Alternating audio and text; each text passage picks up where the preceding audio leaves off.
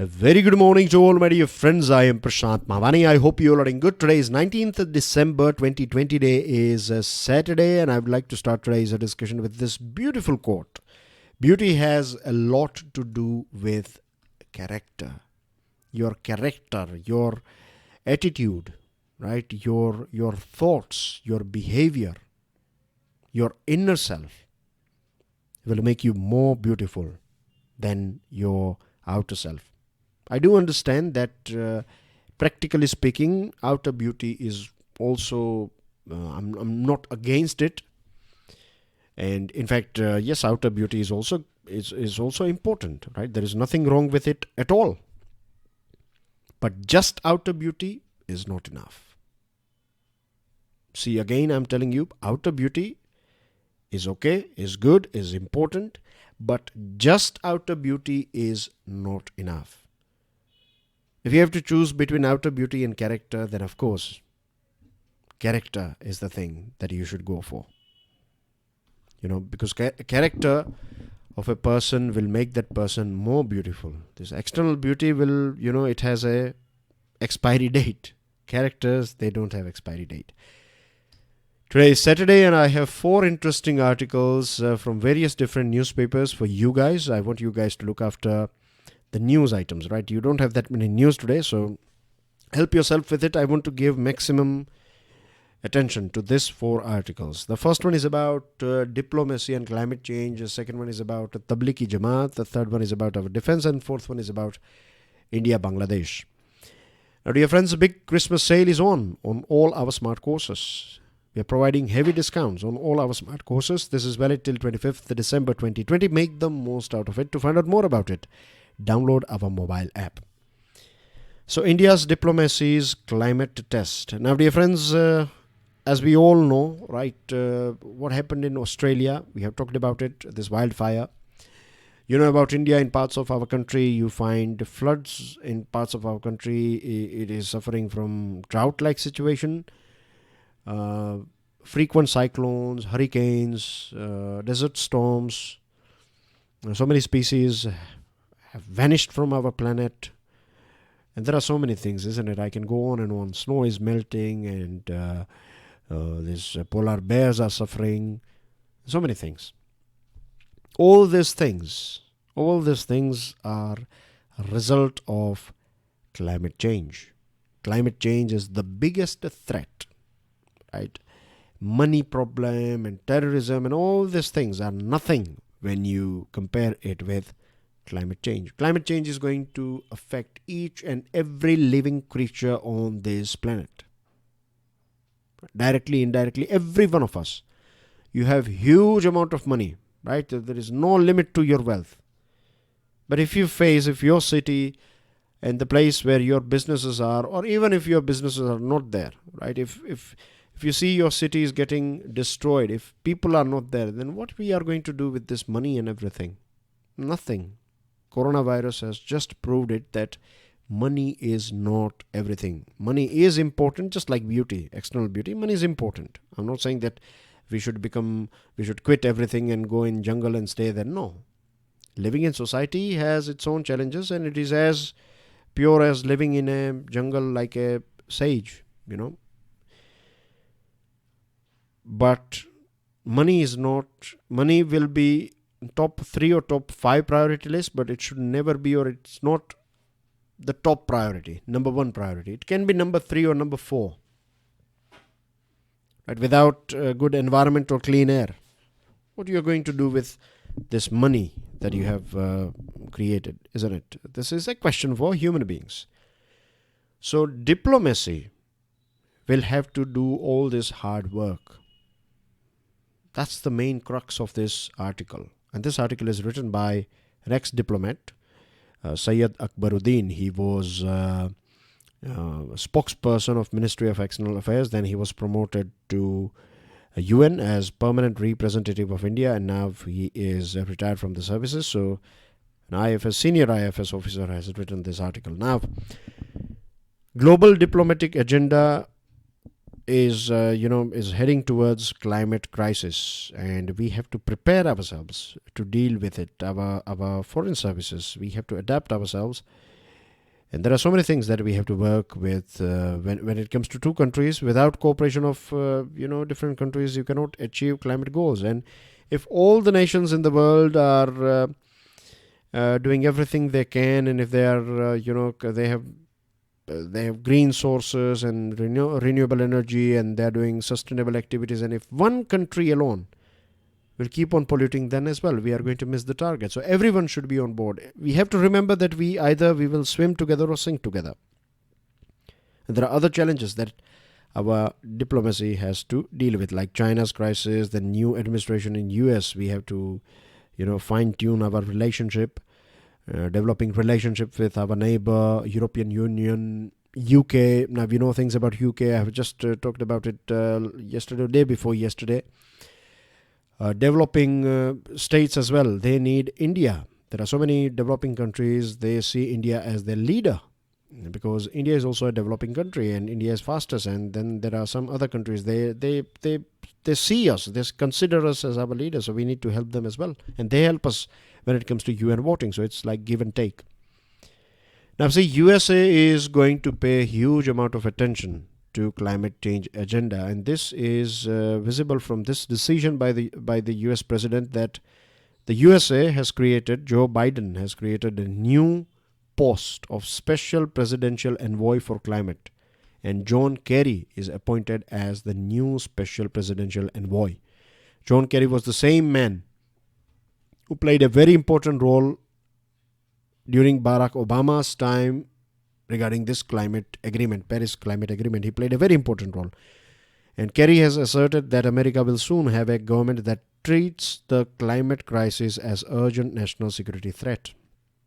America is going to consider climate crisis as a national security threat, and there is nothing wrong with it. It is absolutely spot on. Yes, climate crisis is one of the biggest national security threat. So many countries have set their target that by 2050 they are going to become net carbon, they are going to hit or achieve net carbon neutrality. A few days ago, on 12th December, 5th anniversary of Climate Paris Agreement was celebrated. Virtual Climate Ambition Summit took place, and India also took part in it. And there are more 125 states. They have committed to the goal of net zero carbon future by 2050. Other countries are coming together. Most of the G20 nations are on board. 38 countries have declared climate emergencies until carbon neutrality is reached. So you can see here that 38 nations have decided that they are going to be in a constant state of climate emergency. They are going to take it as a climate emergency. They will do everything. They will leave no stone unturned to achieve carbon neutrality. That's a good thing. Hats off to their efforts. As far as India is concerned, Prime Minister Modi said that we are going to be overachievers. We are going to exceed our commitments, and that is going to be a very good thing. That is going to be good for the whole world, because when 18% population looks after itself, then it becomes inspiration for other nations as well. EU is eyeing a carbon border adjustment mechanism by 2021. EU is going to by 2021 it is going to come out with such plans, like it will deal with you, trading and everything will be based on your carbon performance and how much carbon it is adding and reducing and things like that. So climate change is going to be very important. India, we have created one apex committee for implementation of Paris Agreement. It is known as AIPA, and the main job of AIPA is to achieve coordination among 14 ministries, business and other stakeholders. We have to deal very carefully with USA, EU, BRICS and other our friends and like-minded countries. Because when I say carefully, because see, we need to achieve our targets. We want to achieve our targets, right? We have to, in fact, for our betterment and for the world's betterment. Now EU, US, BRICS, other nations, other groups, right, they can help us. We can learn best practices from them. We can get money for green energy, investment in green energy and renewable energy, and getting rid of this pollution and things. Then we can get technological support.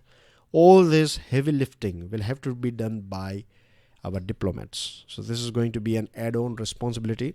Apart from other responsibilities, now climate change and climate crisis is going to be a very, very important topic when We see two leaders from two different countries when they interact with each other.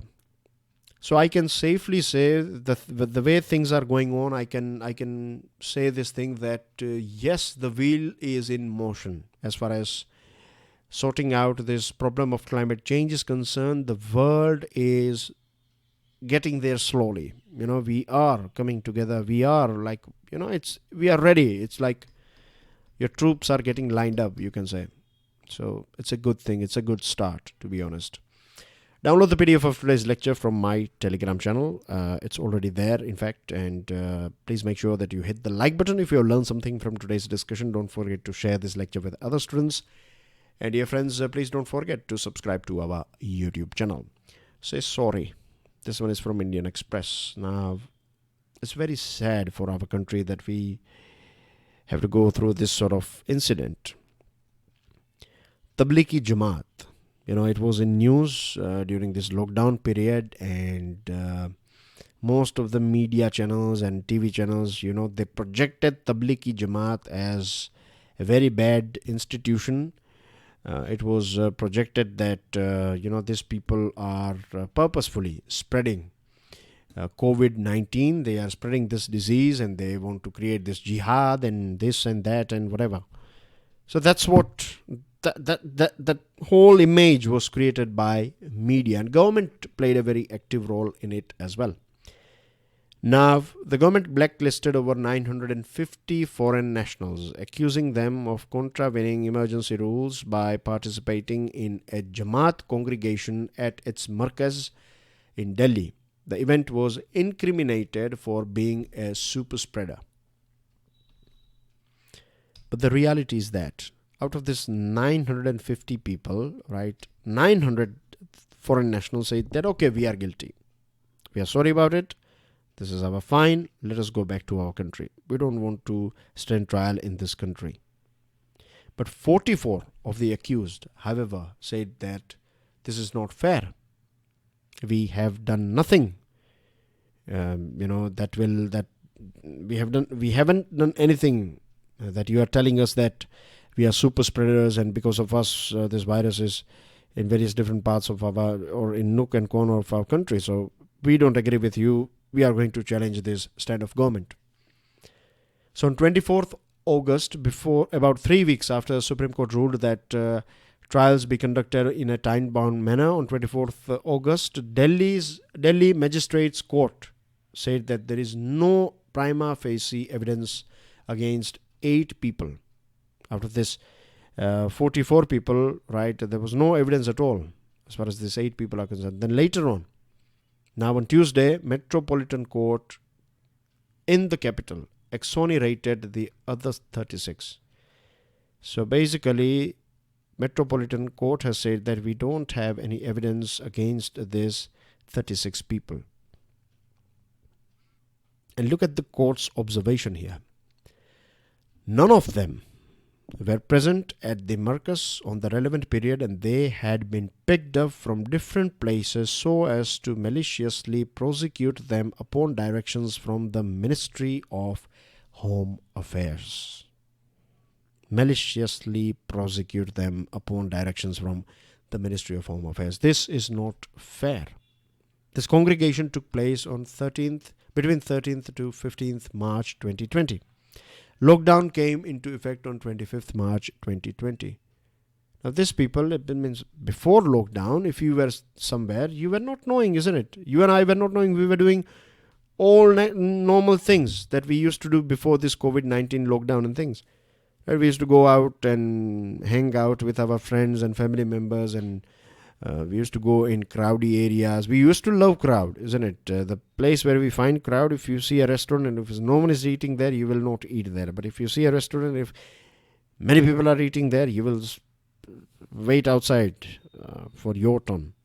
That's how we used to do. So 10 days after that, after this congregation, after 10 days, you are imposing lockdown, and then you are finding out people who were part of this congregation on 13th, between 13th and 15th March, and then you are filing a case against them. In August, Aurangabad bench of Bombay High Court criticized the government as well as media for scapegoating. Scapegoating is like bali ka bakra, like you are using them for your purpose. So this is very sad. It is a very sad thing that, and we are talking about 950 nationals here. And out of this 900, it said that, okay, let's finish the matter, let's pay the fine and let's get out of this country. But rest of them, none of them, right? There's 44 people. You know what means. If you want to know more about it, all you have to do is visit Indian Express website and go through this, say sorry, and read the whole article. It's not my words, right? Most of the words are as it is. I have kept it so that you can go through each and every line here. So yes, government, I strongly believe that government must apologize, because this is not about any particular community. This is not about the victory of Muslims and the defeat of government. It's not about victory of Tabli Jamaat and defeat of government and things. No, it is about victory of secularism, and it is about defeat of secularism. Our country is secular. It's going to be secular. It has always been secular, and that's how we want to keep it. So that's why government should apologize. Moving on to next one, Maritime Command. China's aggression. You know it very well how China is behaving aggressively as far as this LAC, that is line of actual control, is concerned. Now, China is not limited to land. China is also misbehaving, not at present just like it did with this LAC, because Indian Navy is very alert. But China is creating its deep assets in various different parts here, like Gwadar Port, Hambantota, and Djibouti. Djibouti is here. So they have, in Djibouti, they have first naval base of China. Military base outside China is in Djibouti, and it is creating ports in Tanzania and so many other places. So it's trying. China is not a littoral state when it comes to Indian Ocean, but it is creating assets, and it is expanding its presence in Indian Ocean. So this is, at present it will not behave aggressively, but once it will have all the might and power, then it will start behaving aggressively with us. But we are also doing our bits. 4 Quad nations, USA, India, Japan and Australia. We jointly conducted Malabar military exercise last month in Bay of Bengal as well as Arabian Sea. And this was like a clear, unnerving exercise for China. That if China is thinking that it can expand its assets slowly and then it can misbehave, then you have to deal with these 4 nations, right? 4 powers are going to be one, and then you cannot even think about how much damage you will have to face. So this is a big shock for, of course, China, that this Malabar exercise took place. Now, Indian Defense Services or Indian, armed forces, our top brass, they are trying to integrate this. They are trying to create this new integrated Maritime Command. So, integrated Maritime Command, they say that it is going to be set up in Karnataka. So the name itself indicates that integrated means you will have everything together, right? Warship, fighter jets, helicopters, submarines, aircraft carriers and special amphibious brigades. So you'll have a mix of Army, Navy, Air Force. So it's going to be your Maritime Theatre Command. And this Maritime Theatre Command will look after your 7,500 kilometer long coastline. At the same time, it will make sure that the sea lanes are secure, open and free. So this is a very important thing that we need to do, but this reminds us of Andaman and Nicobar Command as well. 19 years ago, the long-awaited move comes 19 years after India established its first unified command, that is ANC, that is Andaman and Nicobar Command. 19 years ago, we established this ANC, and even today we find that ANC is struggling with infrastructure, environmental and coastal regulatory clearances are pending. And we also find a tug of war between three services in this ANC. So this is not healthy. If Indian Army, Indian Navy, Indian Air Force, they are not happy with each other at a particular place, then how we are going to fight together? We need to eat together if we want to cheat together, isn't it? So it's very important that this integrated command that we are trying to integrate in Maritime Command that we are trying to establish, right? It should not have any sort of issues like we see in NCB, ANC, sorry, not NCB, ANC. And whatever mandatory clearances you need to take, make sure you get it on priority, either yes or no, but it should be speedy. The Chief of Defence Staff, General Bipin Rawat, has big plans to integrate Indian Army, Navy and Air Force while retaining their niche capabilities of each service. So, best of all, right? Integrating them so that we can boost our combat potential. At the same time, we don't want Army to lose its niche capability, its best capability. Same thing goes with Navy and Air Force. But to achieve this, right, we need this one cohesive unit. All three services have to work together because at the end of the day, all of them belong to India, isn't it? They are part of us. Their coordination is going to multiply our combat potential. Then we have last article of the day. Dear friends, it's about India and Bangladesh. Now, China is not just in terms of military, but China is penetrating in various different parts of our neighborhood by giving money, by creating projects and things. And, our country, we have this foreign policy of neighborhood first.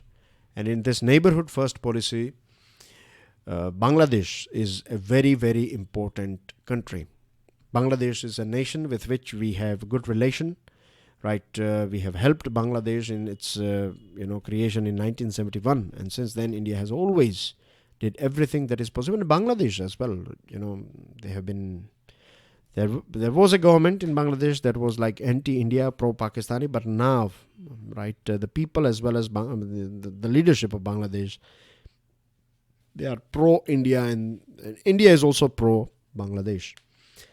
So yes, we have good ties, we have good relation, we have this cultural relation and things, but we have to keep this thing in mind that cultural relations are good, all these things are good, but the need of the hour for Bangladesh is development. And for that, it will not wait for India. And I don't blame Bangladesh or any other country because today we are living in a multilateral world. We are not waiting for Russia. If Russia is not giving us something, then we will ask USA for it. If we don't get something from UK and if France can provide it, then we will not wait for UK. Same thing when it comes to Nepal, Bangladesh, other nations. If they don't find things from our country, then they will get it from China. And there is nothing wrong with it. First in, first out. Because every nation, each nation is negotiating deals most beneficial to it and its people. But the good thing is that both nations, this recent virtual summit that took place, India and Bangladesh, has revived the 55-year-old Haldibari Chilahati rail link. This was stopped due to this 1965 war. At that point of time, Bangladesh was under Pakistan's control. It was known as East Pakistan. And the other links that are said to be revived between West Bengal and Bangladesh are Petrapol, Benapol, Gede, Darshana, Singhabad, and Rohanpur, and Radhikapur, and Birol.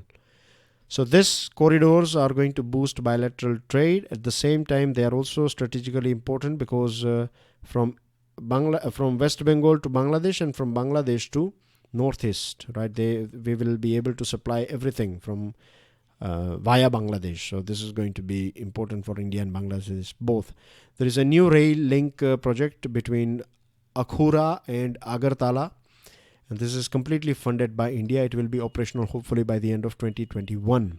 Bangladesh is also a fastest growing economy in South Asia, and very soon it is going to drop this. It is going to come out it is going to come out of this least developed country status to a developing country status. So this is good for our region as well.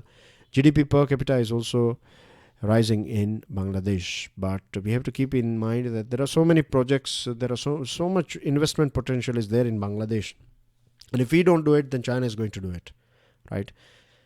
Bangladesh is facing acute shortage of power, and China has taken up 2 mega power projects. We are also providing power to Bangladesh, but China is a bit speedier, to be honest, than us. So we have to be a bit careful here, or else China may, take Bangladesh, not in terms of heart, but in terms of business. It will take away all the business and things from us. So we have to be a bit proactive here. Then only we would be able to make our Act East policy a big success. Bangladesh is key as far as this Act East policy is concerned. And that's everything from my side, dear friends. Make the most out of this big Christmas sale.